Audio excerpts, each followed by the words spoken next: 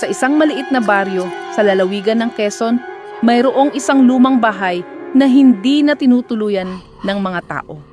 Ito ay kilala bilang bahay ni Aling Rosita, isang mangkukulam na sinasabing nagpaparamdam pa rin kahit matagal na siyang namatay.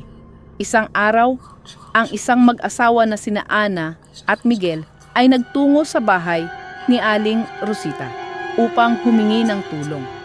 Si Ana ay matagal nang hindi nabubuntis at nais nilang magkaroon ng anak. Nang marating nila ang bahay, nakita nila si Aling Rosita na nakaupo sa isang sulok, nakasuot ng itim na damit at may hawak na isang maliit na manika. "Aling Rosita, maaari ba kaming humingi ng tulong?" tanong ni Ana. Tiningnan sila ni Aling Rosita ng matagal.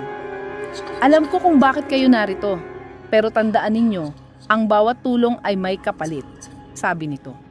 Pumayag sina Ana at Miguel at binigyan sila ni Aling Rosita ng isang maliit na anting-anting. "Isuot ninyo ito palagi at sa loob ng 1 taon magkakaroon kayo ng anak, pero huwag ninyong aalisin ito o magdudusa kayo." Sumunod ang mag-asawa at totoo nga, nagbuntis si Ana. Pero isang araw, nakalimutan niyang isuot ang anting-anting.